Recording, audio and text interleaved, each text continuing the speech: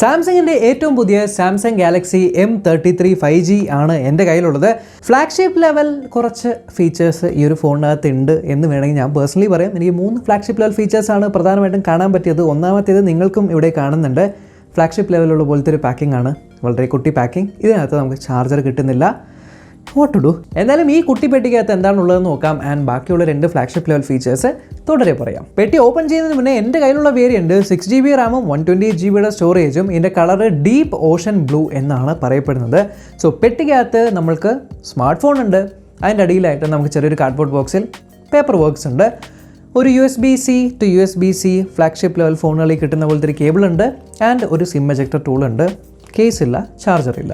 എല്ലാവരും സ്മാർട്ട് ഫോണിൻ്റെ ഫ്രണ്ടിൽ നിന്ന് തുടങ്ങും, ഞാൻ സ്മാർട്ട് ഫോണിൻ്റെ ബാക്കിൽ നിന്ന് തന്നെ തുടങ്ങാം. കാരണം വേറെ ഒന്നുമല്ല, എനിക്ക് ഈ കളർ വളരെയധികം ഇഷ്ടപ്പെട്ടു. ഇത് കളർ കാരണമല്ല, ഇപ്പോൾ നിങ്ങൾക്ക് കാണാനായിട്ട് പറ്റുന്നില്ല ഒരു ഗ്ലേസിങ് ആയിട്ടുള്ളൊരു എഫക്റ്റ്.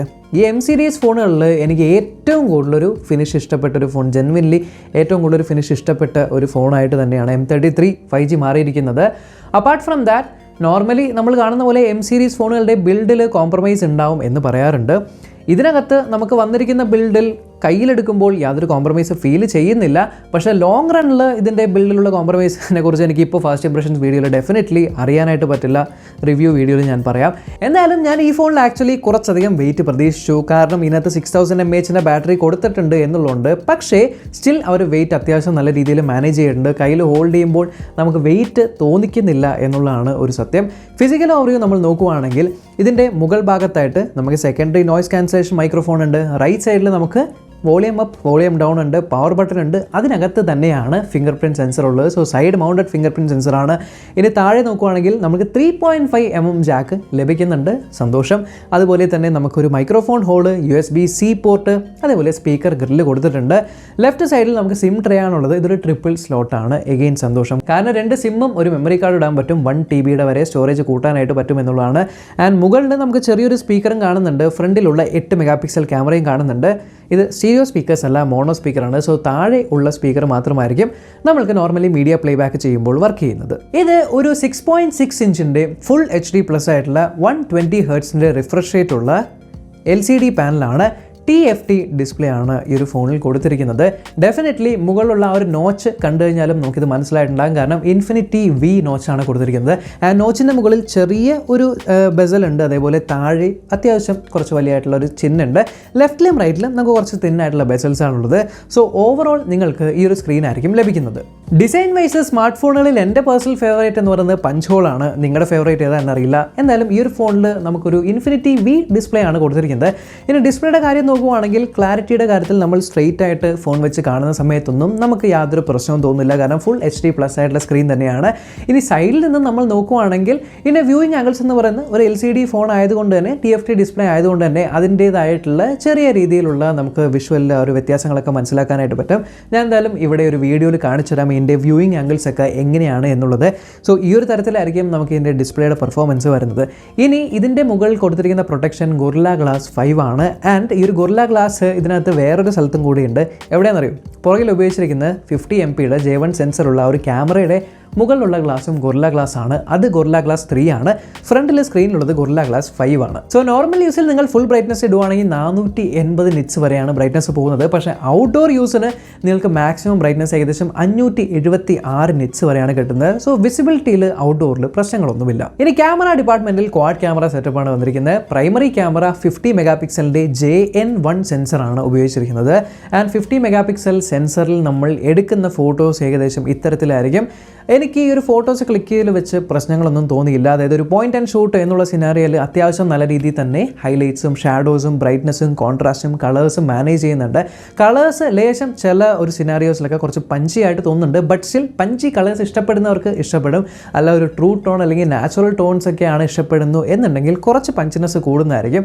പിന്നെ അതുപോലെ തന്നെ നമുക്ക് ഇതിനകത്ത് തന്നെ വീഡിയോയുടെ കാര്യം നോക്കുകയാണെങ്കിൽ വീഡിയോ റെസൊല്യൂഷൻ നമുക്ക് മാക്സിമം അൾട്രാ HD അഥവാ 4K 30 FPS വരെ എടുക്കാനായിട്ട് പറ്റും. പക്ഷേ ഞാൻ നോർമലി ഷൂട്ട് ചെയ്യുന്നത് ഫുൾ HD 60 FPS-ലാണ്. കാരണം ആ ഒരു സ്മൂത്ത് ആയിട്ടുള്ള ഒരു വീഡിയോ ഫ്ലോ കിട്ടാനായിട്ട്. എന്നാലും വീഡിയോ സാമ്പിളിൽ കാണുന്ന പോലെ നമുക്ക് ഡേ ടൈമിൽ വീഡിയോ പെർഫോമൻസ് അത്യാവശ്യം നല്ല ഡീസൻ്റ് ആയിട്ടുള്ള പെർഫോമൻസ് ആണ്. ഇനി നൈറ്റ് ടൈമിൽ ഇവർ ആക്ച്വലി ഇതിനകത്ത് ടെമ്പറൽ നോയ്സ് റിഡക്ഷൻ എന്ന് പറഞ്ഞൊരു TNR എന്നൊരു ഫീച്ചർ കൊണ്ടുവന്നിട്ടുണ്ട്. ഈ TNR ഫീച്ചർ വഴി അവർ ഉദ്ദേശിക്കുന്നത് നൈറ്റ് ടൈമിലൊക്കെ നോർമലി ഡാർക്ക് ഏരിയാസിൽ വീഡിയോ എടുക്കുമ്പോൾ നമുക്ക് നോയ്സ് വരാറുണ്ട്. ആ ഒരു നോയ്സ് ഒക്കെ റെഡ്യൂസ് ചെയ്യുന്നൊരു പരിപാടിയാണ്. സോ നൈറ്റ് ടൈമിൽ ഞാൻ വീഡിയോ എടുത്ത് നോക്കി. അപ്പോൾ വീഡിയോ എടുത്തതിൽ എനിക്ക് നോർമലി അത്ര വലിയൊരു സിഗ്നിഫിക്കൻറ്റ് ഡിഫറൻസ് കാഴ്ചയിൽ കാണാനായിട്ട് പറ്റിയില്ലെങ്കിലും നോയ്സ് ചെറിയ രീതിയിൽ റെഡ്യൂസ് ആയിട്ടുണ്ട്. ബട്ട് എക്സ്ട്രീമായിട്ടുള്ള ഒരു ഇരുട്ടത്തല്ല, അത്യാവശ്യം നമുക്കൊരു സ്ട്രീറ്റ് ലൈറ്റിൻ്റെ അടിയിൽ അല്ലെങ്കിൽ ചെറിയ ട്യൂബ് ലൈറ്റിൻ്റെ ആ ഒരു വെട്ടത്തിലൊക്കെ ഈ TNR എന്ന് പറയുന്ന സംഭവം ഏകദേശം ഒരു എഫക്റ്റിൽ കാണുന്നുണ്ട്. എന്തായാലും അടുത്ത ക്യാമറ നമ്മുടെ അൾട്രാ വൈഡ് ആംഗിൾ ക്യാമറയാണ്. ഇതൊരു 5 മെഗാ പിക്സൽ അൾട്രാ വൈഡ് ക്യാമറയാണ്. So 5 mega pixel ultra wide ക്യാമറയിൽ നിന്ന് നമ്മൾ എത്രയാണോ എക്സ്പെക്ട് ചെയ്യുന്നത് ആ ഒരു എക്സ്പെക്ടേഷൻ്റെ പെർഫോമൻസുകളാണ് ഡേ ടൈമിൽ തരുന്നത്. നൈറ്റ് ടൈമിൽ നമ്മൾക്ക് ഇത്രത്തോളം ഫോട്ടോസ് മാത്രമേ എക്സ്പെക്ട് ചെയ്യാനായിട്ട് സാധിക്കുള്ളൂ. പക്ഷേ പ്രൈമറി 50 MP ക്യാമറയിൽ നൈറ്റ് ടൈമിൻ്റെ പെർഫോമൻസ് ഇതിലും കുറച്ചുകൂടെ ബെറ്റർ ആണ്. ഇനി ബാക്കിയുള്ള 2 ക്യാമറകളിൽ ഒരെണ്ണം പോർട്രേറ്റ് അല്ലെങ്കിൽ ബൊക്കെ ക്യാമറയാണ്. ബൊക്കെ ക്യാമറ നോർമലി നമ്മൾ പോർട്രേറ്റ് ഷോട്ട്സ് എടുക്കുന്ന സമയത്ത് എഡ്ജ് ഡിറ്റക്ഷന് ഹെൽപ്പ് ചെയ്യും എന്ന് പറയുന്നു. എനിക്ക് എന്തായാലും എഡ്ജ് ഡിറ്റക്ഷൻ അത്ര ഫ്ലോ ആയിട്ടൊന്നും തോന്നിയില്ല. അത്യാവശ്യം ഫ്ലോലെസ് ആയിട്ട് തന്നെയാണ് എഡ്ജ് ഡിറ്റക്ഷൻ വരുന്നത്. ഇനി വളരെ ടൈറ്റ് സിനാരിയോസിൽ മാത്രമാണ് നമുക്ക് എഡ്ജ് ഡിറ്റക്ഷനിൽ ചെറിയ ഒരു അങ്ങോട്ടും ഇങ്ങോട്ടൊക്കെ പോകുന്നത് കാണാനായിട്ട് പറ്റുന്നത്. എന്തായാലും ഇനി അടുത്ത ക്യാമറ മാക്രോ ക്യാമറയാണ്. 2 മെഗാ പിക്സലിൻ്റെ ഒരു macro camera and 2 mega pixel macro ക്യാമറയിൽ എടുക്കുന്ന ഫോട്ടോസ് ഇങ്ങനെയായിരിക്കും. സോ 2 മെഗാ പിക്സലിൻ്റെ മാക്രോ ക്യാമറയിൽ നിന്ന് നമ്മൾ എക്സ്പെക്ട് ചെയ്യുന്ന രീതിയിലുള്ള ഫോട്ടോസ് തന്നെയാണ് വരുന്നത്. ഇനി ഫ്രണ്ടിലുള്ള സെൽഫി ക്യാമറ ഒരു 8 മെഗാ പിക്സൽ സെൽഫി ക്യാമറയാണ്. ആൻഡ് 8 മെഗാ പിക്സൽ സെൽഫി ക്യാമറയിൽ എടുക്കുന്ന സെൽഫീസ് ഇത്തരത്തിലിരിക്കും. ഇതിൽ ഞാൻ ശ്രദ്ധിച്ചൊരു കാര്യം, ഫ്രണ്ടിലുള്ള വീഡിയോസ് ഷൂട്ട് ചെയ്യുമ്പോൾ അത് ഫുൾ HD 30 FPS ലോക്ക്ഡ് ആണ്. സോ ബാക്ക് ക്യാമറയിൽ കിട്ടുന്ന പോലെ 4K അല്ലെങ്കിൽ 60 FPS ഓപ്ഷൻ ഇല്ല, ഫുൾ HD 30 വരെ കിട്ടുള്ളൂ. അപ്പോൾ നമുക്കൊരു വീഡിയോ സാമ്പിൾ കാണാം. റെക്കോർഡ് ചെയ്തുകൊണ്ടിരിക്കുന്നത് സാംസങ്ങിൻ്റെ M33 ഫ്രണ്ട് ക്യാമറയിലൂടെയാണ്. സോ സൂര്യൻ ഡയറക്റ്റിൻ്റെ മുഖത്തടിക്കുന്നുണ്ട്. നമുക്കൊന്ന് ചരിഞ്ഞ് നോക്കാം ഡൈനാമിക് റേഞ്ചൊക്കെ എങ്ങനെയുണ്ടെന്ന്. സോ ഇപ്പോൾ സൺ എൻ്റെ ബാക്കിൽ നിന്നാണ് വരുന്നത്. ഓക്കെ, അപ്പോൾ ഏകദേശം ഈ ഒരു ക്വാളിറ്റിയിലുള്ള വീഡിയോസ് ആയിരിക്കും നമുക്ക് ഫ്രണ്ട് ക്യാമറയിൽ നിന്ന് റെക്കോർഡ് ചെയ്യാൻ പറ്റുന്നത്. ഇതിപ്പോൾ ഫുൾ HD 30 FPS റെക്കോർഡ് ആയിക്കൊണ്ടിരിക്കുന്നത്. പിന്നെ രണ്ടാമത്തേത് ഒബ്ജക്റ്റ് എറേസർ എന്ന് പറഞ്ഞ ഒരു flagship level feature. Object eraser വേറെ ഒന്നുമല്ല, നിങ്ങളൊക്കെ ഫോട്ടോ എടുക്കുന്ന സമയത്ത് നിങ്ങൾക്ക് അൺവാണ്ടഡ് ആയിട്ടുള്ള കാര്യങ്ങളൊക്കെ ഫോട്ടോയിലുണ്ട്. ഇപ്പോൾ പെട്ടെന്ന് ഒരുത്തൻ തല കൊണ്ടുവച്ച് ഫോട്ടോ അല്ലെങ്കിൽ അങ്ങനെയൊക്കെ റിമൂവ് ചെയ്ത് കളയണമെങ്കിൽ ആ ഒരാൾ ജസ്റ്റ് ഒന്ന് സെലക്ട് ചെയ്യുക, അല്ലെങ്കിൽ ആ ഒരു ഒബ്ജക്റ്റിനെ ജസ്റ്റ് ഒന്ന് സെലക്ട് ചെയ്ത് കഴിഞ്ഞാൽ ഓട്ടോമാറ്റിക്കായിട്ട് സഹായം വെച്ചിട്ട് ആ ഒരു ഒബ്ജക്റ്റ് റിമൂവ് ചെയ്യുന്നൊരു പരിപാടിയാണ്. അതും ഈ ഒരു ബഡ്ജറ്റ് ഫോണിൽ കൊടുത്തിട്ടുണ്ട്. ഇനി നമ്മുടെ മെയിൻ പെർഫോമൻസിൻ്റെ പോയിന്റിലേക്ക് വരാം. ഇതിനകത്ത് വന്നിരിക്കുന്നത് എക്സിനോസിൻ്റെ 1280 എന്ന് പറയുന്ന 5 നാനോമീറ്റർ സാംസങ്ങിൻ്റെ ഇൻഹൗസ് പ്രോസറാണ്. സോ ഈ ഒരു എക്സിനോസിൻ്റെ 1280 നമ്മൾ ഇതിന് മുന്നേ കണ്ടിരിക്കുന്ന സാംസങ്ങിൻ്റെ A53 അൺബോക്സിലും കണ്ടായിരുന്നു. അപ്പോൾ ഇതിനകത്ത് ഞാൻ AnTuTu സ്കോറും അതേപോലെ Geekbench സ്കോറും നോക്കി. AnTuTu സ്കോർ ഇപ്രാവശ്യം ഏകദേശം 4 lakhs ടച്ച് ചെയ്യുന്ന ആ ഒരു രീതിയിലേക്ക് വന്നിട്ടുണ്ട്. ഏകദേശം 3.9 lakhs അടുത്താണ് AnTuTu സ്കോർ വന്നത്. ഇനി Geekbenchൻ്റെ നമ്മൾ സിംഗിൾ കോറും മൾട്ടി കോറും നോക്കുവാണെങ്കിൽ സിംഗിൾ കോർ 475 മൾട്ടി കോർ 1352 വന്നിരിക്കുന്നത്. എന്തായാലും നമ്പേഴ്സ് അവിടെ ഇരിക്കട്ടെ, നമുക്ക് ഇതിൻ്റെ ആക്ച്വൽ പെർഫോമൻസ് നോക്കുവാണെങ്കിൽ day to day task perform ചെയ്യുമ്പോൾ ഒന്നും നമുക്ക് ലാഗോ ജിറ്ററിങ്ങോ ഒന്നും ഫീൽ ചെയ്യുന്നില്ല. പ്ലസ് 120 ഹെർട്സിൻ്റെ സ്മൂത്ത് ഡിസ്പ്ലേ ആയതുകൊണ്ട് തന്നെ അത്ര മോശമൊന്നും നമുക്ക് നോർമൽ യൂസിൽ തോന്നില്ല. എന്നാൽ ഗെയിമിങ്ങിൻ്റെ കാര്യത്തിലേക്ക് വരുവാണെങ്കിൽ ഇവിടെ നിങ്ങൾ കുറച്ചൊന്ന് ചിന്തിച്ച് ഡിസിഷൻ എടുക്കേണ്ടി വരും. കാരണം ഞാൻ 2 ഗെയിമുകളാണ് കളിച്ചു നോക്കിയത്. ഇത് പുതിയ പ്രോസർ ആയതുകൊണ്ട് തന്നെ ഗെയിംസ് അത്രയ്ക്ക് അങ്ങ് ഒപ്റ്റിമൈസ് ആയിട്ടില്ല. BGMIയുടെ കാര്യം നോക്കുവാണെങ്കിൽ നിങ്ങൾക്ക് ഹൈ സെറ്റിങ്സിൽ നിങ്ങൾക്ക് HDയിൽ ഹൈ സെറ്റിങ്സ് ആണ് മാക്സിമം പോകാൻ പറ്റുന്നത്. ഇനി സ്മൂത്തിൽ പോയി കഴിഞ്ഞാൽ അവിടെയും നിങ്ങൾക്ക് ഹൈ വരെയും വരുന്നുള്ളൂ, അതായത് 30 FPS വരുന്നുള്ളൂ. എക്സ്ട്രീം ആ ഒരു ലെവലിലേക്ക് പോകുന്നില്ല. സോ 30 FPSൽ നിങ്ങൾക്ക് BGMI കളിക്കാനായിട്ട് പറ്റുള്ളൂ. ഇനി കോൾ ഓഫ് ഡ്യൂട്ടിയുടെ കാര്യത്തിലും ഏകദേശം സിമിലർ ആയിട്ടുള്ള ഒരു ഗ്രാഫിക് സെറ്റിങ്സ് ആണ് ഇവിടെ കാണാനായിട്ട് പറ്റുന്നത്. സോ ഗെയിംസ് ഇനി വേണം ഈ ഒരു പ്രോസറിന് വേണ്ടിയിട്ട് ഒപ്റ്റിമൈസ് ചെയ്യാൻ എന്നാണ് എനിക്ക് തോന്നിയത്, കാരണം പുതിയ പ്രോസർ ആയതുകൊണ്ട്. ബട്ട് ബാക്കിയുള്ള കാര്യങ്ങൾക്കൊക്കെ അത്യാവശ്യം നല്ല ഡീസൻ്റ് ആയിട്ടുള്ള പ്രോസറാണ്. ഇനി വേറൊരു കാര്യം ഇവിടെ ശ്രദ്ധിക്കേണ്ടത്, ഇതിനകത്ത് പവർ കൂൾ ടെക്നോളജി എന്ന് പറഞ്ഞ സംഭവമുണ്ട്. ആൻഡ് ഞാൻ AnTuTu സ്കോർ റൺ ചെയ്ത് നോക്കി, അതിനുശേഷം ബാക്ക് ടു ബാക്ക് Geekbench സ്കോറും റൺ ചെയ്ത് നോക്കിയപ്പോഴും എനിക്ക് ഈ ഒരു ടെമ്പറേച്ചർ അതിനകത്ത് കാണിക്കുന്നത് 36 to 39 വരെയൊക്കെയാണ് പോയത്. അതുകൊണ്ട് ഈ ഒരു പവർ കൂൾ ടെക്നോളജി എന്ന് പറയുന്നത് ആക്ച്വലി കാണിക്കുന്നുണ്ട് അതിൻ്റെ എഫക്റ്റ്. സോ കുറച്ച് കൂളായ ഹീറ്റിംഗ് ഇഷ്യൂസ് ഒന്നും ഇതുവരെ എനിക്ക് ഫേസ് ചെയ്തില്ല. ഇനി ഇതിൻ്റെ കൂടെ പെയർ ചെയ്തിരിക്കുന്ന റാം LPDDR4X റാം ആണ്. എൻ്റെ കയ്യിലുള്ള വേരിയൻറ്റ് ഞാൻ പറഞ്ഞ പോലെ 6GB റാം ആണ്. 8GB റാമിൻ്റെ വേരിയൻറ്റും ഉണ്ട്. ആൻഡ് റാം പ്ലസ് ഫീച്ചർ, അഥവാ നിങ്ങളുടെ മെമ്മറി തന്നെ റാം ആയിട്ട് കൺവേർട്ട് ചെയ്യുന്ന റാം പ്ലസ് ഫീച്ചറും ഇതിൻ്റെ കൂടെ അവൈലബിൾ ആണ്. ഇനി എക്സിനോസ് 1280 ഒരു 5G പ്രോസറാണ്. അതിൻ്റെ 5G ബാൻഡുകൾ നോക്കുവാണെങ്കിൽ 12 5G ബാൻഡുകളാണ് ഇപ്രാവശ്യം കൊടുത്തിരിക്കുന്നത്. ഇനി coming to the highlight of M series, ഇതിൻ്റെ ബാറ്ററി തന്നെയാണ്. 6000 mAh ഒരു ബാറ്ററിയാണ് ഈ ഫോണിൻ്റെ അകത്ത് കൊടുത്തിരിക്കുന്നത്. ആദ്യമേ ഞാൻ പറഞ്ഞ പോലെ തന്നെ 6000 mAh ഉണ്ടെങ്കിലും കയ്യിൽ ഹോൾഡ് ചെയ്യുന്ന സമയത്ത് ആ ഒരു വെയിറ്റ് തോന്നിക്കുന്നില്ല എന്നുള്ളതാണ്. പ്ലസ് ഇതിനും കൂടെ 25 വാട്ടിൻ്റെ ഫാസ്റ്റ് ചാർജിങ്ങിൻ്റെ സപ്പോർട്ട് കൊടുത്തിട്ടുണ്ട്. സോ ചാർജിങ് അഡാപ്റ്റർ നിങ്ങൾ സെപ്പറേറ്റ് പർച്ചേസ് ചെയ്യേണ്ടി വരും. സോ ഒരു USB Type-C PD charging support ചെയ്യുന്ന ചാർജിങ് അഡാപ്റ്റർ ഉണ്ട്. 25 വാട്ട് സപ്പോർട്ട് ചെയ്യും എന്നുണ്ടെങ്കിൽ നിങ്ങൾക്ക് 50% ഏകദേശം 30 മിനിറ്റിനകത്ത് ചാർജ് ചെയ്യാനായിട്ട് പറ്റും.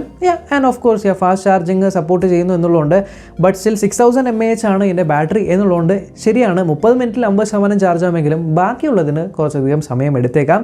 എന്നാലും 50% നിങ്ങൾക്ക് ഷുവറായിട്ടും ഒരു 3/4 ഡേ ഒക്കെ എൻഡ് ചെയ്യാനായിട്ട് പറ്റും. കാരണം മോർണിംഗ് ടിൽ ഈവനിങ് നിങ്ങൾ ഫുൾ ചാർജ് ഉപയോഗിക്കുകയാണെങ്കിൽ ഈവനിങ് ആകുമ്പോഴേക്കും നിങ്ങൾക്ക് ഏകദേശം 30% എങ്കിലും ബാറ്ററി ബാക്കി ഉണ്ടാവും എന്നുള്ളൊരു നല്ല കാര്യമാണ്. കൂടാതെ തന്നെ സെറ്റിംഗ്സിൽ നിങ്ങൾ നോക്കിക്കഴിഞ്ഞാൽ ഒരു അഡാപ്റ്റീവ് പവർ സേവ് എന്ന് പറഞ്ഞൊരു ഫീച്ചറും കൂടിയുണ്ട്. അതും കൂടി ഓൺ ആക്കി ഇടുവാണെങ്കിൽ നിങ്ങൾക്ക് എക്സ്റ്റെൻഡഡ് അവേഴ്സിലേക്ക് ഫോൺ യൂസ് ചെയ്യാൻ പറ്റുന്ന രീതിയിലേക്കൊക്കെ മാനേജ് ചെയ്തോളൂ. ഇനി മാനേജ് ചെയ്യുന്ന കാര്യം പറഞ്ഞപ്പോൾ ഇതിനകത്തുള്ള സോഫ്റ്റ്വെയർ ഇതിൽ വന്നിരിക്കുന്നത് One UI 4.1 ആണ്, Android 12 ബേസ് ആയിട്ടുള്ളത്. ആൻഡ് One UI 4.1 ആണ് ഈ ഒരു ബഡ്ജറ്റ് റേഞ്ച് ആണ് എന്നുള്ളതുകൊണ്ട് തന്നെ ബൈ ഡിഫോൾട്ട് നിങ്ങൾക്ക് പ്രീ ഇൻസ്റ്റാൾഡ് ആയിട്ട് ബ്ലോട്ട് വെയേഴ്സ് വരുന്നുണ്ട്. ഈ ഒരു ബ്ലോട്ട് വെയേഴ്സ് നിങ്ങൾക്ക് എല്ലാം കൂടെ സെലക്ട് ചെയ്ത് അൺഇൻസ്റ്റാൾ ചെയ്ത് കളയാൻ പറ്റുന്നു എന്നുള്ളൊരു സത്യമാണ്. എന്നാലും നിങ്ങളുടെ ഫോണിൽ ബ്ലോട്ട് വെയേഴ്സ് മേടിക്കുമ്പോൾ ഉണ്ടാവുന്നതാണ്. പ്ലസ് നിങ്ങൾ ഇതിനകത്ത് മറ്റ് ഫീച്ചേഴ്സ് നോക്കുകയാണെങ്കിൽ ഇതിനകത്ത് നോക്ക് security feature, secure folder, Alt Z feature, അതേപോലെ തന്നെ നിങ്ങൾക്ക് ഇതിനകത്ത് പ്രൈവറ്റ് ഡാഷ്ബോർഡ് എന്നിങ്ങനത്തെ സെക്യൂരിറ്റി ഫീച്ചേഴ്സ് വരുന്നുണ്ട്. ഇനി ഇത് മാത്രമല്ലാതെ അവർ പറയുന്നത് വോയിസ് ഫോക്കസ് മോഡുകളുണ്ട്. നിങ്ങൾ കോളുകൾ ചെയ്യുന്ന സമയത്ത് നിങ്ങളുടെ ശബ്ദം മാത്രം കേട്ടാൽ മതിയോ, ആംബിയൻ്റ് ശബ്ദങ്ങളെല്ലാം കേൾക്കണോ എന്നുള്ളൊരു വോയിസ് ഫോക്കസ് മോഡുകൾ നിങ്ങൾക്ക് ചൂസ് ചെയ്യാനായിട്ട് പറ്റും. ആൻഡ് യെസ്, സാംസങ് പേ അഥവാ NFC-യുടെ സപ്പോർട്ടും നിങ്ങൾക്ക് ഈ ഒരു ഫോണിൽ ലഭിക്കുന്നുണ്ട്. പിന്നെ സെക്യൂരിറ്റിയുടെ കാര്യത്തിൽ നമുക്ക് side mounted finger print sensor ഉണ്ട്. And obviously side mounted finger print sensor fast ആണ്, നിങ്ങൾക്ക് കാണാൻ പറ്റുന്നുണ്ട്. പ്ലസ് നമുക്ക് ഫേസ് അൺലോക്കിൻ്റെ ഒരു ഫീച്ചറും കൂടിയാണ് വരുന്നത്. ഇനി ഫൈനലി ഈ ഫോൺ നമ്മൾക്ക് 2 വേരിയൻസിലാണ് അവൈലബിൾ ആയിട്ടുള്ളത്. 6GB റാമും 8GB റാമും, ഒരൊറ്റ storage variant 128GB plus 1TB വരെ മെമ്മറി കാർഡ് ഇട്ട് എക്സ്പാൻഡ് ചെയ്യാനായിട്ട് പറ്റും. ആൻഡ് ഈ കാണുന്ന കളർ റേഞ്ചുകളിലാണ് നമുക്ക് ഈ ഒരു ഫോൺ അവൈലബിൾ ആയിട്ടുള്ളത്. പക്ഷേ എൻ്റെ പേഴ്സണൽ ഫേവറേറ്റ് എന്ന് പറയുന്നത് ഈ ബ്ലൂ തന്നെയാണ്. അതുകൊണ്ടാണ് ഞാൻ എൻ്റെ ഷർട്ടും ഈ ഒരു ഫോണിന് മാച്ച് ആവുന്ന രീതിക്ക് ഇട്ടിരിക്കുന്നത്. ഇല്ല, ഞാനതിപ്പോൾ ഉണ്ടാക്കി പറഞ്ഞാണ്, എന്തോ ഒരു കോയിൻസിഡൻസ് ആയിട്ട് വന്നതാണ്. എന്തായാലും ഇതിൻ്റെ പ്രൈസിങ് പാക്കേജിലിട്ടിരിക്കുന്നത് 24,999 MRP. പക്ഷേ നമുക്ക് കിട്ടുന്ന പ്രൈസ് ഇതേ. സോ ഈ ഒരു പ്രൈസ് പോയിന്റിൽ സാംസങ്ങിൻ്റെ M33 5G എടുക്കണോ? ഈ ഒരു ചോദ്യം എന്നോട് ചോദിക്കുവാണെങ്കിൽ ഞാൻ പറയാം, ഇത് കുറച്ച് സെലക്റ്റീവ് ആയിട്ടുള്ള ആൾക്കാരെ ബേസ് ചെയ്തിട്ട് ഉണ്ടാക്കിയിരിക്കുന്ന ഫോണാണ്. കാരണം ഞാൻ പറയാമല്ലോ, ഇതിൻ്റെ 1280 എന്ന് പറഞ്ഞ പ്രോസർ ഡേ ടു ഡേ ടാസ്കിൽ വളരെ നല്ലതാണ്. ഇതിൻ്റെ പ്രീവിയസ് ജനറേഷൻ ആയിട്ടുള്ള M32 നോക്കിക്കഴിഞ്ഞാൽ G80 പ്രോസറായിരുന്നു. സോ G80 പ്രോസറിൻ്റെ സ്പെക് ഷീറ്റും നമ്മുടെ 1280യുടെ സ്പെക് ഷീറ്റും എടുത്ത് നോക്കുവാണെങ്കിൽ ഡെഫിനറ്റ്ലി ഹ്യൂജ് ഇമ്പ്രൂവ്മെൻറ്റ് ഉണ്ട് രണ്ടെണ്ണത്തിൻ്റെ കാര്യത്തിൽ. Even CPU performance, GPU performance, അതേപോലെ ബാറ്ററി എഫിഷ്യൻസി എല്ലാം. അതുകൊണ്ട് തന്നെ നമുക്ക് കഴിഞ്ഞ ജനറേഷൻ്റെ ചിപ്സെറ്റിനേലും ഒരു അപ്ഗ്രേഡ് ആണിത്. എന്നാൽ പോലും നിങ്ങളൊരു ഹാർഡ് കോർ ഗെയിമർ ആണ് എന്നുണ്ടെങ്കിൽ ഞാൻ ആ പറഞ്ഞ പോലെ തന്നെ BGMAക്ക് 30 FPS കളിക്കാൻ പറ്റുള്ളൂ. അത് മതി എങ്കിൽ നിങ്ങൾക്ക് എടുക്കാം. അല്ലാത്ത പക്ഷം ഒരു ഗെയിമിംഗ് ഓറിയൻറ്റഡ് ആയിട്ടുള്ള ആൾക്ക് മേ ബി ഈ ഒരു ഗെയിമിങ്ങിൻ്റെ ഈ 30 FPS എന്ന് പറയുന്ന ഒരു പ്രശ്നമായിട്ട് തോന്നിയേക്കാം. But normal day to day യൂസിന് യാതൊരു പ്രശ്നമില്ല. പ്ലസ് 3.5mm ജാക്ക് കിട്ടുന്നുണ്ട്. ആൻഡ് ലുക്സ് നോക്കി നിങ്ങൾ ഫോൺ എടുക്കുന്നുണ്ട് എന്നെങ്കിൽ ട്രസ്റ്റ് മീ, ലുക്ക് അടിപൊളിയാണ്. ആൻഡ് ക്യാമറയുടെ കാര്യത്തിലും 50MP ക്യാമറയാണ്, സാംസങ്ങിൻ്റെ ക്യാമറയാണ്. നിങ്ങൾ ഫോട്ടോസ് കണ്ട പോലെ തന്നെ വെൽ പെർഫോമിംഗ് ആയിട്ടുള്ള ക്യാമറയാണ്. സോ ക്യാമറ വേണം, നമുക്ക് 120 Hz റിഫ്രഷ് റേറ്റ് മതി, ഗൊറില്ല ഗ്ലാസിൻ്റെ പ്രൊട്ടക്ഷൻ വേണം, അതേപോലെ തന്നെ നിങ്ങൾക്ക് ഫാസ്റ്റ് ചാർജിങ്ങിൻ്റെ സപ്പോർട്ട് വേണം. ആൻഡ് 6000 mAh ബാറ്ററി എന്ന് പറയുന്നത് എനിക്കില്ലാതെ പറ്റില്ല എന്ന് തോന്നുന്നവർക്കും കൂടി ഉള്ളൊരു ഫോണായിട്ട് എനിക്ക് ഒരു M33 5G തോന്നിയിട്ടുള്ളൂ. നിങ്ങൾക്ക് എന്താണ് ഈ ഒരു ഫോണിനെ കുറിച്ചും ഈ ഒരു പ്രൈസിങ്ങിനെ കുറിച്ചും തോന്നിയിരിക്കുന്നത് എന്ന് താഴെയുള്ള കമൻറ്റ് ബോക്സിലോട്ട് രേഖപ്പെടുത്തുക. അപ്പോൾ അത്രയേ ഉള്ളൂ, നമുക്ക് അടുത്ത വീഡിയോ കാണാം.